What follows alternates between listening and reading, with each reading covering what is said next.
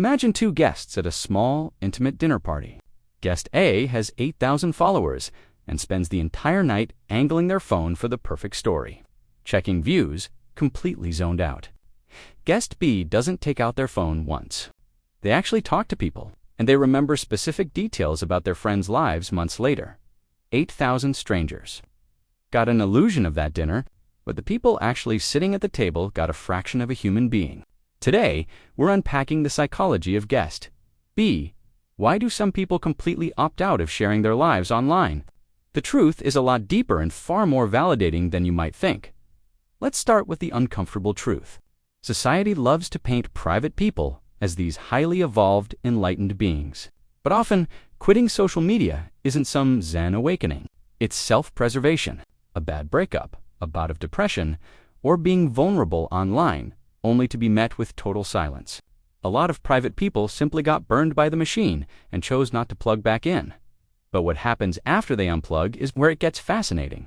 Ask anyone who has stepped away, and they'll describe a very specific sensation. The background noise just stops. They realize they haven't experienced true mental silence in years. There's actual science behind why this quiet feels so profoundly different. A study in the Journal of Consumer Research revealed a disturbing fact.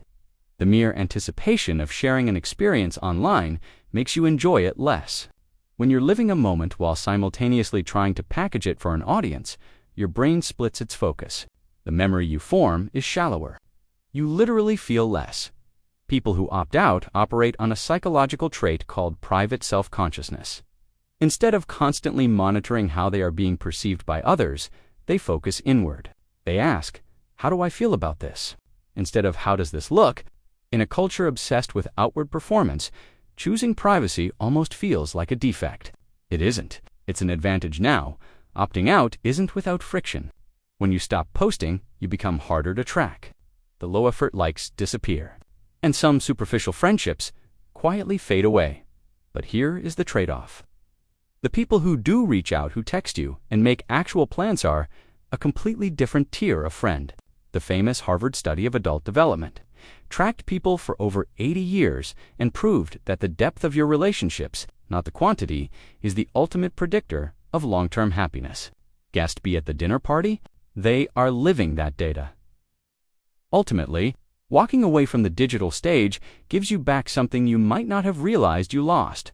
Authorship, the unshakable feeling that your life actually belongs to you. No captions required.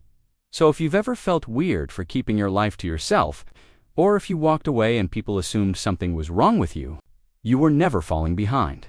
You were just ahead of a conversation the rest of the world is finally starting to have. If this hit home for you, share it with someone who needs the validation. If you want to keep exploring the hidden psychology behind how we live today, hit subscribe, tap the bell, and check out my other deep dives on the screen now.